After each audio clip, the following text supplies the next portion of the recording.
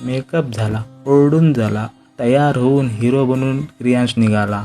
ईशा, कोमल, आज आम्ही जात आहोत श्री क्षेत्र पंचायतन मंदिर नढाळ.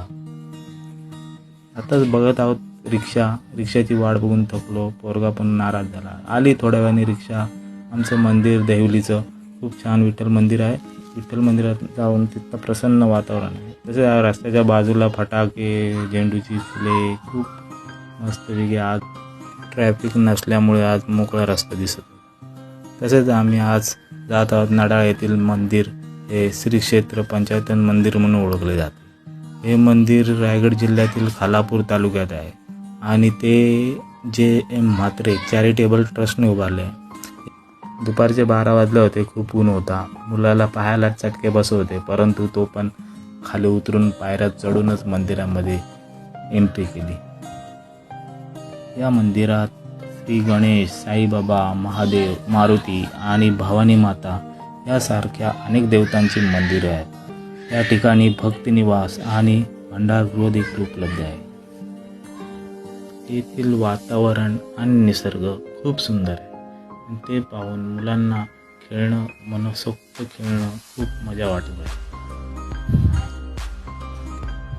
येथील वातावरण आणि निसर्ग खूप भव्य, रम्य आणि 5 मंदिरे एवढे सुंदर दिसतात का मन मोहून जाते. आई साहेबांना छोट्याशा झाडाखाली सावलीमध्ये बसायचे होते. तसेच मस्त बसून मनसोक्त आनंद घ्यायचा होता. माझ्या मुलाला पण सुद्धा आईसाहेबांच्या बाजूला तसेच आईसाहेबांच्या नातवासोबत फोटो घ्यायचे होते. मग फोटो घेऊन झाल्यानंतर आम्ही तिथून निघून गेलो आणि खूप मस्त मनमोहक प्रसन्न वातावरणात आम्ही तिथनं गुड बाय केलं. तिथून आम्ही निघालो प्रति बद्रीनाथ मंदिरकडे. हे कर्जतमधील प्रसिद्ध प्रति बद्रीनाथ मंदिर म्हणून ओळखले जाते. मुंबईच्या जवळ कर्जतमध्ये तसेच चौक येथे हे मंदिरची प्रतिकृती आहे. हे ठिकाण प्रसिद्ध बद्रीनाथ मंदिराची प्रतिकृती आहे.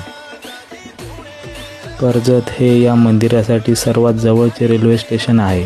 कर्जत बस स्थानकावरून दर 30 मिनिटांनी या मंदिराकडे जाणारी बस उपलब्ध आहे. इथे बद्रीनाथ महाराजांच्या मूर्तीसह इतरही अनेक देवतांच्या मूर्ती आहेत. तसेच भव्य शंकराची मूर्ती आहे. दर्शन घेऊन झाल्यानंतर आईसाहेबांच्या निघाल्या. तसेच मी सुद्धा पाय करून मुलीला घेऊन निघून गेलो. Bye bye. धन्यवाद व्हिडिओ बघितला.